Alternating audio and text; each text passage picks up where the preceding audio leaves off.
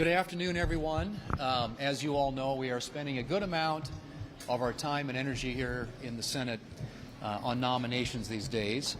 And we've seen an unprecedented level of obstruction and delay and blocking from Democrats. And as a consequence of that, we've had to kind of grind through, and that's what we're going to keep doing.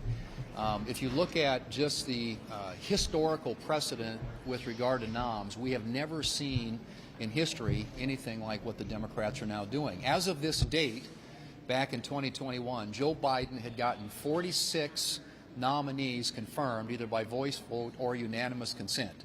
Donald Trump has zero, not a single one confirmed by voice or unanimous consent. And further, the Democrats are making it hard even on bipartisan nominees that sometimes will get 60 votes plus on the floor, one even up to 83 votes on the floor. So even the bipartisan noms are being blocked and delayed, so much so that the Democrats have been forcing me, when I file cloture just to get a nominee considered on the floor, to go in and out of executive and legislative session. So these are just dilatory tactics designed to block and obstruct the president and his agenda. And the sad reality is that there are a lot of these people who fill important positions in our government who need to be able to be confirmed to get there so they can do their jobs.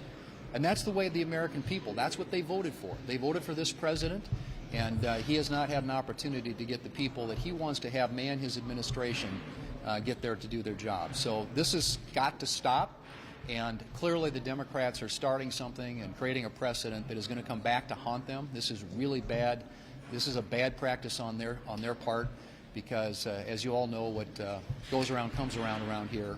And I think regrettably for the Democrats, they're going to rue the day if they keep this practice up. So I am hoping that they will work with us, come to their senses in the next few days here to try and put together a package of nominees. There are a whole bunch of bipartisan nominees that are out there that are available for consideration right now.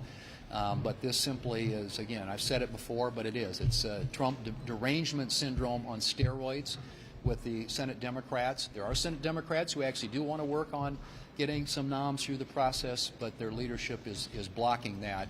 And unfortunately, here in the Senate, at least on the Democrat side of the aisle, it is the tail wagging the dog. It is the far left of their caucus that is preventing even good government people who are bipartisan, from getting confirmed. So that's got to change, and if it doesn't, we're going to be here a while. So with that, we'll try and answer questions. We know what Russ Vought had said about a less bipartisan appropriations process. Will you ultimately be looking to the president himself about what he wants in government funding, and do you think he would be willing to, give the Democrats some breaks, to give them some opportunity to get on to whatever form of a spending bill take shape in September? I think it's in everybody's interest to avoid a government shutdown at the end of September, which, as you all know, is when our fiscal year ends. And obviously, in order for that to happen, it's going to take some cooperation from Democrats. So I think the president is prepared to deal, to negotiate. He's proven that in the past. And obviously, we have bills on the floor right now, or a bill on the floor, which are trying to convert into bills, to make it a package of bills to consider to keep the appropriations process moving forward. And obviously, we are all very concerned on our side of the aisle in finding ways to make our country more fiscally sustainable and to find savings within the appropriations process and the other areas of government funding that fall under the mandatory side of the budget. But we very much want to see restraint in spending so that we can start dealing with the debt and the deficits. And I think the best way, at least right now, to do that is to have a normal appropriations process. And a number of my colleagues are on that committee and have been working aggressively to try and get bills ready for consideration on the floor. And I just hope now that we can get a path forward to do that. If at the end of the fiscal year the Democrats use any other suggestion made by anybody in the administration as a cover for not doing appropriations bills, or worse yet, as a cover for trying to shut the government down, that is an argument that's not going to be sustainable. And so if we end up with a Schumer shutdown at the end of the year, the Democrats are going to own that. In the meantime, we're going to do everything we can to try and move the appropriations process forward, which is why we called up and put on the floor the Milcon VA appropriations bill last week. How are you going to handle a CR at the end of September Will you do what you did in March, basically take a House-passed package, bring it to the floor, or would you enter a four corners negotiation ahead of time? Well, to be determined. I think a lot of that depends on how cooperative the Democrats are in trying to get the appropriations process moving forward. Obviously, I would say all options are on the table when it comes to funding the government. But what I can tell you is we are going to look for ways to keep the government funded and open and operating. And what we hear, at least rhetorically, coming out of the Democrats right now is they have a very different view of the world. And they're already talking openly about a shutdown. And I think the politics on their side of the aisle right now is such that, as I said, the far left, the wing of their party in the Senate, is calling the shots. And I don't think that's in anybody's best interest. So I'm not taking any options off the table, but what I will tell you today is that as we look at this week and then the subsequent weeks coming in September, I intend to use those weeks to try and get appropriation bills done so that when we get to that year-end conversation, we're prepared to have hopefully a substantive conversation about what the best way is to fund the government. Thank you so much, sir. You have a situation now where the president says the images coming out of Gaza are bad. He's thinking about opening food centers there. You have a Republican, Marjorie Taylor Greene, calling it a genocide. You have American support for Benjamin Netanyahu slipping. What do you say? Well, I think that I share the president's view. I think that the humanitarian thing, obviously, when you see people hurting in a need like that, is to want to help meet that need and alleviate that pain. And so I think our government and I think other governments around the world, other nations, are very interested in doing what they can to make sure that people who, through no fault of their own, are being harmed by what's happening there. But you got to understand, too, that when you've got a terrorist group like Hamas operating in that region, they're going to intercept and divert a lot of that food aid that's going in there. And I think that's the challenge that the Israelis have, that's the challenge that we have and other nations around the world who are trying to step in and help.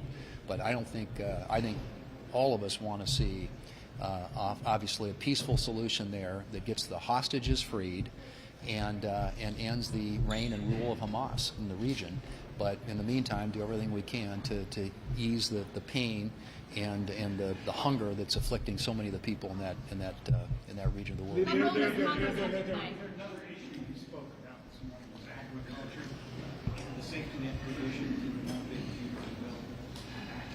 We still don't have a 5-year farm bill.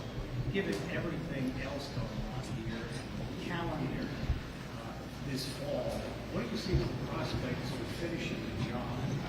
I'm talking about food security. You're talking against, many of you have said, national security. And we still don't have that. Yeah, well, and it is every bit of that. Food security is a national security issue. Certainly other countries around the world view it that way. And yes, I would love to get the elements of the Farm Bill that didn't get done in the One Big Beautiful Bill dealt with in a normal way through the regular bipartisan 60-vote threshold way of doing things around here. But that said, we did do a ton of Farm Bill policy in the One Big Beautiful Bill. Everything from the safety net programs, the agriculture risk coverage program, price loss coverage program, those were addressed, reference prices were raised, risk management was addressed through crop insurance, a lot of conservation policy in there, a lot of disaster policy with regard to livestock in particular.